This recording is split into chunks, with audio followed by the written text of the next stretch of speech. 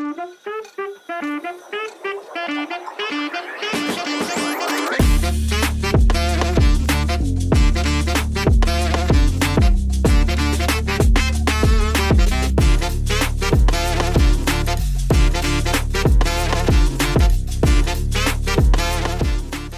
Bharat journey के हमारा अगला स्टॉप जहां हम आ चुके हैं वो है मध्य प्रदेश और हमारा पहला शहर है क्लीनेस्ट सिटी इंदौर। इस टाइम हम आए हैं इंदौर के 56 मार्केट। 56 यानी अंग्रेजी में 56। यहाँ पर 56 दुकानें कहा जाता है जहाँ पर आपको खाने के सारे आइटम मिल जाएंगे और यहाँ पर ये इंदौर की सबसे फेमस जगह है और यहाँ पे हम आके इंदौरियों से बात करते हैं। सबसे पहला सवाल तो मेरा यही रहेगा कि इंदौर इतना साफ अब कैसे रखते हैं। Welcome to the Sunday Bharat series. 24 states in 2024. This is a journey to understand India. और इसके थ्रू देश का जो भी लेखा जोखा है वो 2024 इलेक्शन के पहले आप तक लाने की कोशिश कर रहे हैं।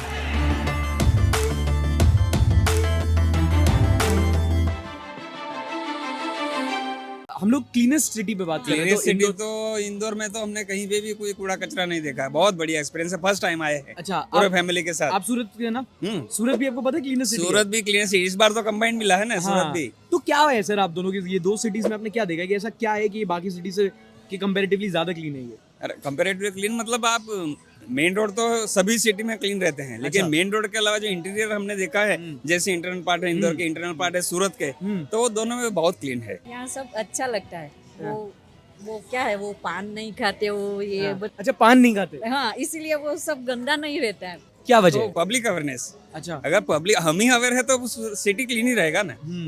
तो इतनी सफाई यहाँ कैसे रहती है? कैसे करते हैं? हाँ, हम तो जैसे दिल्ली में है, वहाँ तो बहुत गंदगी रहती है। वहाँ तो वहाँ लगाते नहीं, यहाँ पे जैसे सफाई वाले नगर निगम वाले वो करके गए, फिर हम करते हैं। आप भी सफाई करते हो? हाँ, हम भी पट्टे साफ करते हैं, ये झाड़ू लगाते हैं, पोछा लगाते हैं। इंदौर के जो लोग हैं उन लोग को पता है कि मतलब उनको नॉलेज है कि अगर गाड़ी आ रही है हमको उसी में कचरा डालना है, इधर उधर नहीं डालना है। वो लोग थोड़ा समझते हैं इस चीज़ को, मतलब उनको जो रूल्स दिए जा रहे हैं वो उनको फॉलो करते हैं। अगर उनको फैसिलिटी नहीं मिल रही है तो वो तो कहीं भी फेंकेंगे, और जब इनको हर जगह डस्टबिन मिल रहे हैं, हर टाइप के मिल रहे हैं, तो वो उसी में डालेंगे। रैली वैली निकल एक एग्जांपल लेता हूँ, उसके पीछे पीछे मतलब कि नगर निगम वाले चलते ही रहते हैं। जैसे कुछ कार्यक्रम हुआ तो फटाक साफ कर देते हैं, पर रहने नहीं देते कचरा, मतलब कि अच्छा, आप देख सकते हो अभी भी वहाँ सामने साफ हो रही है। वेस्ट मैनेजमेंट अच्छा है। हाँ, वेस्ट मैनेजमेंट अच्छा है इनका। एक्चुअली ऐसा होता है कि जहाँ कचरा दिखता है ना तो लोग वहाँ कचरा फेंकते हैं, बट जितना वर्कर्स ने उस चीज को क्लीन रखा है ना तो फिर लोग कचरा नहीं फेंकते। वो चीज देख के कि नहीं क्लीन है, ऑलरेडी इतना क्लीन है कि कचरा में गिल्टी लगता है। हाँ, गिल्टी लगता है, एग्जैक्टली। कितना काम होता है भैया इतना इंदौर अपना साफ कैसे रहता है? 24 घंटे काम होता है सर, 8 24 घंटे काम होता है। पहले अभी आप जैसे अभी तो आप रोड की ऐसे सफाई कर देंगे, फिर इसके बाद जब हो जाएगा, रात हो जाएगा, उसके बाद रात में वो मशीन करेगी, स्वीपिंग मशीन, फिर रात में अलग गैंग चलती है महापौर की। अच्छा, पहले आप करते हैं, फिर स्वीपिंग मशीन चलती है, फिर दिन में भी होती है? दिन में भी होती है ना, सुबह फिर होती है वापस। चलिए भैया, पर बहुत अच्छा काम करते हैं भैया आप। वैसे आप नोटिस करते हो तो क्या इंदौर में डस्टबिन से ज्यादा है बाकी सिटीज के मुकाबले? हाँ, डस्टबिन ज़्यादा है। अच्छा, तो ऑप्शन मिल जाता है फेंकने ऑप्शन का? मिल जाता है लोगों को कि आपको पता है सबको कि हाँ ये लोकल है, तो मतलब यहाँ पे सारा वेस्ट जितना भी है सब रखना है ना। हर जगह जगह नहीं फेंकता है ऐसे यहाँ पे। बेसिकली जब मैं मेरे होम टाउन में था, मैं कचरा कहीं भी फेंक देता था, बट इंदौर में आके डस्टबिन ढूंढता हूँ फेंकने के लिए। सफाई तो है ही यहाँ पे, मतलब फाइन भी रहता है कि अगर कहीं पे फेंक दिया कुछ तो फाइन लग जाता है। अच्छा, and what do you think? हमारे इधर तो जैसे कचरा गाड़ी आती है तो इसमें आप गीले में गलती से भी प्लास्टिक चल जाएगा ना तो वो आपसे निकालेगा कि नहीं निकालो, आपने उसमें प्लास्टिक डाल दिया है गीले कचरे में। अच्छा, इतना स्ट्रिक्ट रूल भी है। अच्छा, तो उसमें ना गीले में गीला या सूखे में सूखे ही डालना है। दूसरी चीज ये कि जैसे अभी होली का एग्जांपल ले लो कि कितना अच्छे से होली इंदौर सेलिब्रेट करता है। हाँ, इतना पूरा खराब रोड होने के बाद 2 घंटे में वर्कर्स आके क्लीन कर देते हैं उसको। आप 2 घंटे में देखो कि पूरी रोड क्लीन है। जैसे छोटे छोटे वेंडर हैं जो भी शॉप ओपन करते हैं या जो छोटी शॉप हो जाती है, पानी पूरी वाला भी है, तो वो भी एक डस्टबिन रखता है अपने पास में आसपास। तो ऐसा होता है कि बाकी जगह पे अपन जैसे रहता है तो दोना वगैरह जो रहते हैं, जो डिस्पोजल वगैरह, तो वो फेंक देते हैं। तो यहाँ पे क्या है कि जो एक छोटे छोटे वेंडर है लिटरेट है और उसको नॉलेज है कि साफ सफाई कैसे रखनी है। रोड के पास भी 2 डस्टबिन हैं सॉलिड वेस्ट और लिक्विड वेस्ट के लिए, और हर दुकान के बाहर आप जाओगे वहाँ पे एक चीज़ जो हर दुकान पर कॉन्स्टेंट दिखेगी, that is a dustbin, which is very important. अच्छा, क्या आपको पता है कि इंदौर पिछले 7 सालों से लगातार इंडिया की सबसे क्लीनेस्ट सिटी बनके सामने आ रही है? और वेस्ट सेग्रीगेशन कैसे होता है वो तो ठीक है, बट इंदौर जैसे अपना वेस्ट मैनेज करता है, वहां की म्यूनिसिपैलिटी, वहां की गवर्नमेंट और वहां के लोग जो पूरे कलेक्टिवली इसको एक मिशन बनाए हुए हैं, उसके बारे में जानना और समझना बहुत जरूरी है, क्योंकि इंदौर के एग्जाम्पल से देश की बाकी सारी सिटीज भी बहुत कुछ सीख सकती है। इंदौर का वेस्ट मैनेजमेंट सिस्टम समझते हैं राउज आईए स्टडी सर्कल की फैकल्टी से। इंदौर एक बहुत अच्छा एग्जाम्पल है सर्कुलर इकोनॉमी का। सर्कुलर इकोनॉमी मतलब एक ऐसी सिटी जहाँ पे जीरो गार्बेज प्रोड्यूस होता हो। जब हम वेस्ट मैनेजमेंट की बात करते हैं तो नॉर्मली 3 स्टेजेस में वेस्ट मैनेजमेंट किया जाता है।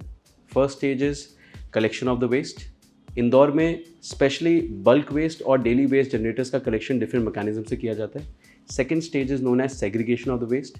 नाउ वेट और ड्राई वेस्ट के बारे में तो हम लगभग सभी लोग जानते हैं, लेकिन इंदौर में इसके अलावा 4 और कैटेगरीज में वेस्ट को आइडेंटिफाई किया जाता है, जिसमें प्लास्टिक वेस्ट, ई वेस्ट, डोमेस्टिक हैजार्डस वेस्ट और डोमेस्टिक बायोमेडिकल वेस्ट को भी कंसिडर करते हैं। इसके साथ जब सेग्रीगेशन 100% अचीव हो जाए तो वेस्ट ट्रीटमेंट के हमारे पास 2 तरीके हैं मोस्टली। ड्राई वेस्ट को ट्रीट करने का रिसाइकलिंग एक ऑप्शन है, जिसको इंदौर में 100% अचीव किया जाता है। उसके साथ साथ उस पर जो स्लैग बचता है ड्राई वेस्ट का, उसको वो सीमेंट इंडस्ट्री में भी यूज़ करते हैं। सीमेंट या रोड कंस्ट्रक्शन में यूज़ किया जा सकता है। इसके साथ साथ वेट वेस्ट को ट्रीट करने के 2 तरीके हैं, जिसमें हम बायो कंपोस्टिंग के थ्रू ऑर्गेनिक मैन्योर बना सकते हैं, जो एग्रीकल्चर में इस्तेमाल हो सकता है। उसके साथ साथ इंदौर में इंडिया का पहला बायो CNG प्लांट भी बनाया गया है, जिसके थ्रू इंदौर म्यूनसिपल कॉर्पोरेशन एक रेवेन्यू भी जनरेट करती है और उसके साथ साथ वहाँ की लोकल बसेस और पब्लिक ट्रांसपोर्टेशन सिस्टम को भी सपोर्ट करती है। अब ये सब चीज़ें हमेशा से नहीं थी। इनफैक्ट 2016 में इंदौर की रैंकिंग 25वें रैंक पे आई थी स्वच्छ भारत सर्वेक्षण में, लेकिन it becomes a very good example of citizens awareness and bureaucratic will working together. दिन में 2 बार झाड़ू निकालना पड़ता है। अच्छा, 2 बार 3 बार, कभी कुत्ता तो ऊंधा कर देता है। तो लोग आके गंदा करते हैं। लोगों में भी ये है कि भाई आपकी दुकान से सामान खरीद के डस्टबिन में डालते हैं। नहीं, अपने पास तो निजी भी रखा हुआ है, वो भी रखा हुआ है। हाँ, गीला सूखा भी रखा हुआ है। अच्छा, गीला सूखा अलग से आप रख के डस्टबिन हाँ, रखे हुए, दोनों लगे हुए हैं। हाँ हाँ। और ये जो डस्टबिन होता है आप अपने मर्जी से रखते हैं या फिर म्युनिसिपैलिटी वाले आपको बोलते हैं बार बार आके कि डस्टबिन चेकिंग करते हैं वो? नहीं, उन्होंने क्या मतलब कचरा मत करना ये बोलते हैं, मगर ये तो अपने मैं निजी रहा हूँ। अच्छा, आप निजी अपना रखते हैं अपने हिसाब से? हाँ, लेकिन कौन से बहुत से ऐसे सरकारी लगे हुए, अपने लगाने की जरूरत ही नहीं है। अच्छा, अपने अलग भी लगा रहे हैं। आपने सरकारी लगे हैं लेकिन आपने अलग से भी अपना रखा हुआ है। बहुत से लोग समझदार रहते थे, डस्टबिन में डालते हैं। हाँ, रहते रोड पे फेंक के चले जाते हैं। एक आध फेंक के चले जाते हैं। फेंक के जाते हैं, वो उसको उठा कर अपन डाल देते हैं, तो हो जाता है। तो हम दूसरे डाल देते हैं अंदर, डाल देते चाहे वो आपका हो चाहे ना हो। किसी का भी हो। अच्छा डालता सर, वही तो सिटी क्लीन तभी तो रहेगा। हाँ, ये मतलब एक तरह से पर्सनल प्रोजेक्ट। बिल्कुल बिल्कुल। कुछ लोग ऐसे होते होंगे जो गंदगी फैला देते होंगे। बच्चे करते हैं, लोग नहीं करते। बच्चे साथ में आते तो बच्चों को अपन बोल नहीं सकते ना, बच्चे अपने बच्चे भी रहते हैं।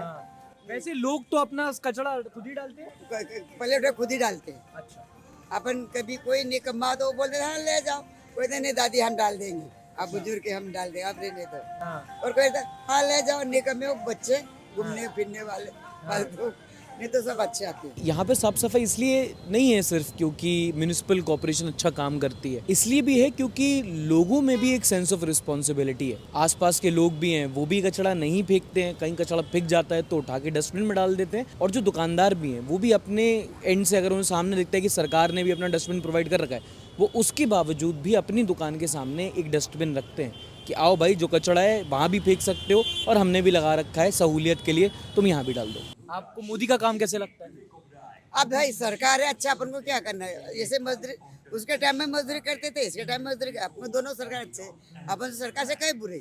तो जब आप अभी 24 में इलेक्शंस होने वाले हैं, when you will go to vote, what do you think would be the issues you will consider कि यार ये है जो ठीक होना चाहिए, ये मुझे लगता है इम्पोर्टेंट है आज की डेट में? आई थिंक एजुकेशन बहुत इम्प्रूव होने की जरूरत है। क्यों? इसमें सबसे ज्यादा तो कोई ध्यान ही नहीं दे रहा है, ऐसा लगता है। In my opinion education is the one जो चेंज होना चाहिए। लाइक जो रोड लर्निंग होती है ना, रट्टा मार के कॉपी खोलो, बुक पढ़ो, वही का वही आप लिख दो। तो एक ये चीज़ें एजुकेशन में थोड़ा, अगर इंडिया, क्योंकि देखो ना यहाँ पे बच्चे बच्चे बाहर जाने के लिए वो हो रहे हैं कि नहीं हमें बाहर जाने, बट इंडिया में ऐसा क्यों नहीं है कि बाहर के लोग यहाँ आके पढ़ रहे हैं। तो यहाँ पे हम थ्योरेटिकल नॉलेज को ज़्यादा एक इंपॉर्टेंस देते हैं, प्रैक्टिकल इतना नहीं जाते हैं। फॉर एग्जांपल आज के ऐसा होगा ना कि आपको पढ़ाई तो अलग से करनी है, बट जॉब के आपको अलग से देखना पड़ेगा, उसके अलग से पढ़ना पड़ेगा।